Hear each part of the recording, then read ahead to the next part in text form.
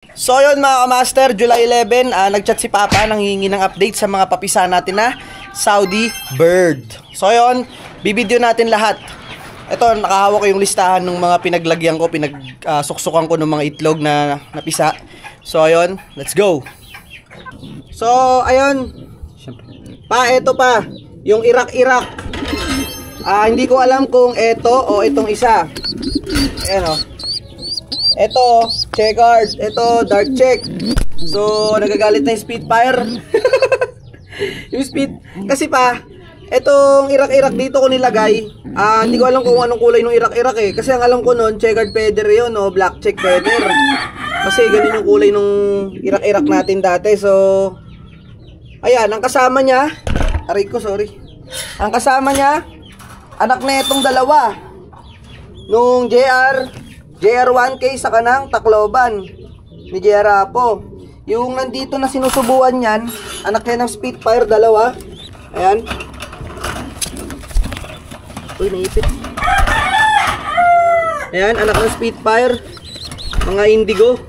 Ito, indigo. Indigo check. Ayan, anak ng Spitfire to pa. Ayan. So, ito yung Spitfire saka Arden. Ito yung pinagpares ko. Ayan.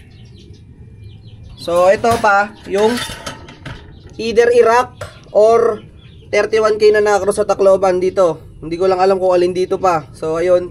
Pag medyo lumaki-laki, saka natin makikita. Kaso, ang problema natin dito, ito checkered. Ito checkered din. So, ayun. Pero tingin ko, ito yung Iraq eh. Yung medyo dark check. So, ayun pa, next.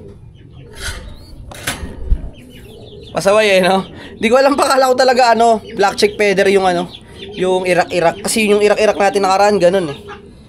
Kaya diyan ko sinama. Kasi checkered lang yung dito, hindi maglalabas ng feather. Kaya ayun, sinama ko dito sa checkered. Problema, walang white plate yung Iraq. Kaya medyo mahirapan tayong alamin kung alin dyan. Which is which. So ayun, check natin iba. Next. Okay. Yung Ice Jansen, check natin.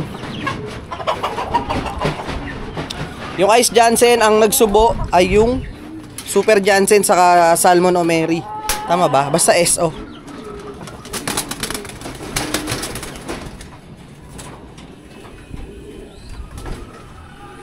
So ayun, ito pa.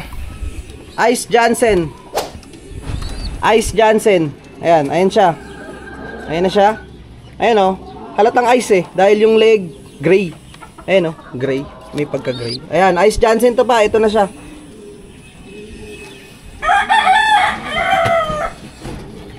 Yung Salmon O'Mary saka Super Jansen, walay.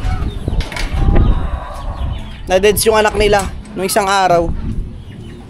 Magano na rin kalaki. Bigla lang na nakalugmok yung ulo. Hindi ko rin alam kung paano nangyari na deads. Next.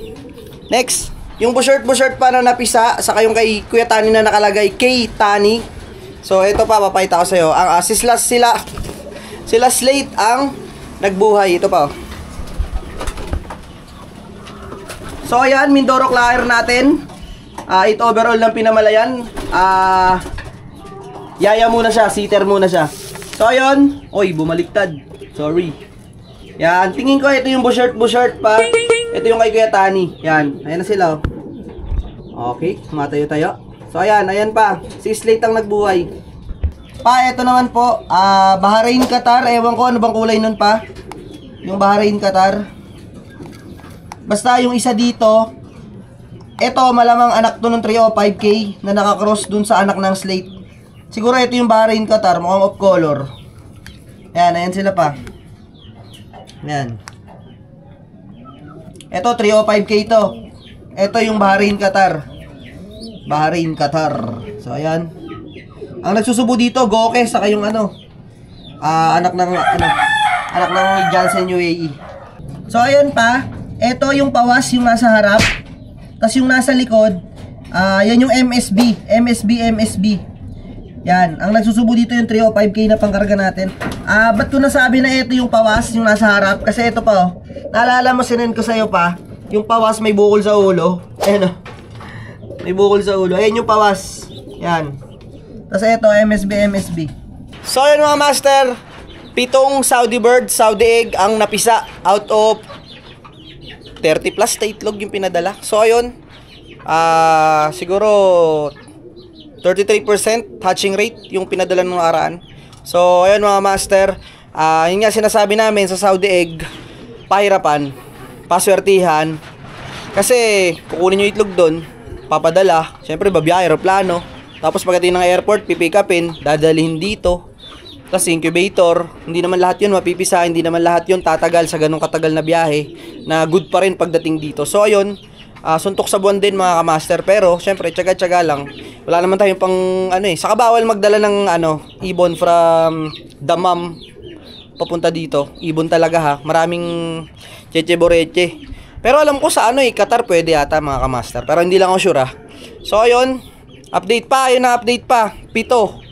Kasama yung kikiyatanin na letter K. So ayun mga kamaster, naalala ko pala, sa 30 plus na itlog na yon, naabutan natin si paring Ricky Mendoza. Naabutan natin siya ng 2 pisana na UAE Jansen. 2 yon. Tapos nagabot pa tayo ng itlog na Pertillion. So hindi ko lang kung napisa rin yun. Shoutout kay paring Ricky Mendoza. Love you pre. Ingat palagi. Ayun lang. So ayun mga master. Peace out.